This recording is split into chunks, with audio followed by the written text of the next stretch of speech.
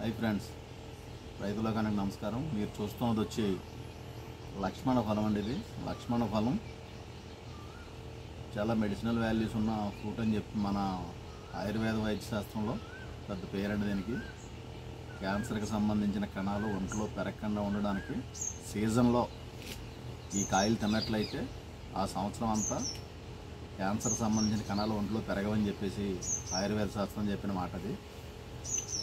కాబట్టి ఈ సీజన్లో ఇప్పుడు దొరుకుతాయండి. మే నెలలోనూ మీకు ఎక్కడ దొరికినా కొనుక్కోండి, పర్వాలేదు. కాయలు మా దగ్గర అయితే ఏదో చెట్టు 2 చెట్లు పెంచామండి మా ఇంట్రెస్ట్ కొలిదిని, అంతేగాని కాయలు అమ్మడానికి మా దగ్గర ఉండవు. ఎవరో ఆశించకండి. కాయలు దొరకలేని పక్షంలో ఈ చెట్టు ఆకులు తెచ్చుకుని మీరు నీడను ఆరబెట్టుకుని ఒక 4-5 ఆకులు నీటిలో వేసుకుని 200 నీళ్ళని 100 ml అయ్యేదాకా మరగబెట్టుకుని ఆ నీళ్ళు తాగినా కాయ తిన్నంత సేపు మీకు జరుగుద్దండి. కాయ తింటే ఎంత మంచి జరుగుద్దో ఆకులు కషాయం తాగిన అంతే మంచి జరుగుద్ది. ఈ కాయలు ఇవ్వడానికైనా సరే ఇప్పుడు ఈగలు పుట్లే వచ్చి చాలా బాగా పాడు చేసేస్తున్నాయండి. ఈగలు ఎంత బాగా పాడు చేసేస్తున్నాయంటే మీకు ఇప్పుడు కాయ కోచి చెక్కి చూపిస్తాను. ఆ పుట్లే వల్ల ఈగలు పాడు చేయడం వల్ల ఈ కాయలు కూడా పని చేయకుండా పోతున్నాయి. చూడడానికి చాలా బాగున్నాయి కదా. మీకు ఒకసారి చూడండి ఎలా ఉంటుందో. ఓపెన్ చేస్తాను.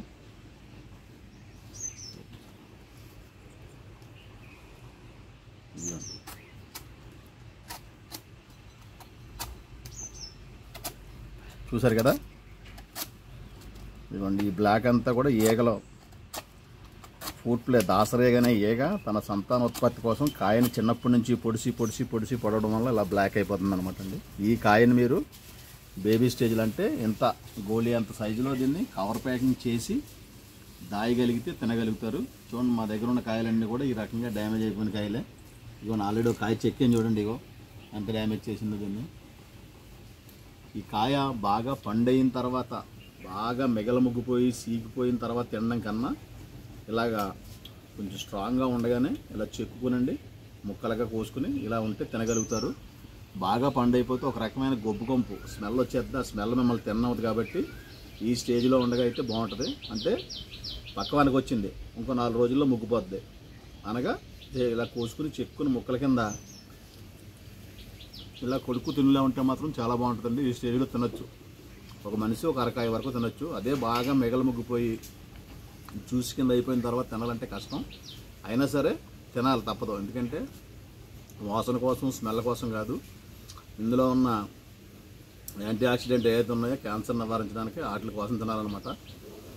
మీకు కాయలు ఎలా డ్యామేజ్ అయిపోతున్నాయి, కాయ యొక్క ఉపకారం ఏంటి, తినడం వల్ల జరిగే ప్రయోజనం ఏంటో చెప్పడం కోసం అవేర్నెస్ కోసం చేసిన వీడియో. అంతేగాని మేము కాయలు అమ్ముతామని కానీ కాయలు మా దగ్గర ఉంటాయని కానీ చూడకండి. ఎప్పుడన్నా మీరు అందివేలో వస్తే కానీ ఆకులు ఉంటే ఆకులు ఇవ్వగలదు, కాయ ఉంటే కాయ ఇవ్వగలదు. ఎప్పుడన్నా మా దగ్గరికి వస్తే మేము పంపడం కుదరదు కూడా. ఎందుకంటే ఈ కాయ ఉందో కుళ్ళిపోయిందో పుచ్చిపోయిందో కూడా మాకు తెలియదు. మీ దగ్గరికి వచ్చిన తర్వాత మాకు కుళ్ళిపోయిన కాయ పంపారండి, పుచ్చిపోయిన కాయ పంపారని చెప్పి మళ్ళీ మమ్మల్ని విమర్శిస్తారు. కాబట్టి దయించి ఇంత కాయలోనూ ఇవి 2 ముక్కలు పనిచేసినాయి అనమాట. చూడండి, కాయ అంతా పోయింది, ఇలా పనిచేసినమాట. ఇలా చక్కగానే మీకు ఇలా డ్యామేజ్ అయిపోయి ఉంటాయి. ఇలాంటి కాయలు పంపించడం కూడా మాకు భావ్యం కాదు, మీకు మంచిది కాదు. ఈ కాయలను చిన్నప్పటి నుంచి ప్యాకింగ్ చేసి దాచుకోండి. చెట్లు ఉన్నోళ్ళు, తోటల్లో చెట్లు వేసుకున్న వాళ్ళు దాచుకోండి. ఈగలు ఉధృతి ఉన్న కాడ మాత్రమే. ఈగలు ఉధృతి లేని కాడ అయితే పర్వాలేదు, నో ప్రాబ్లం అండి, మంచిదే. అదనమాట విషయం. ఈ లక్ష్మణ ఫలాన్ని కూడా అవకాశం ఉన్నవాళ్ళు మీ ఫామ్ హౌస్లో 2-3 చెట్లు పెంచుకోండి. మీ మిద్దె గార్డెన్లో అయినా సరే 4 చెట్లు 3 చెట్లు పెట్టుకుంటూ ఆకుల వల్ల కషాయం కాసుకుని టీ తాగడానికి బాగా ఉపయోగపడుతుంది. పండు క్యాన్సర్ వచ్చిన తర్వాత పండు గుర్తొస్తాం కాదండి. క్యాన్సర్ వచ్చినా రాకపోయినా సంవత్సరంలో ఈ పండు కొనుక్కు తినండి, లేదా ఈ ఆకులు కషాయం కాసుకుని డికాషన్ తాగండి. అది చాలా మంచిది. నాకు తెలిసిన విషయాన్ని మీకు చెప్పాను, దయించి అర్థం చేసుకుంటారని చెప్పి మనవి.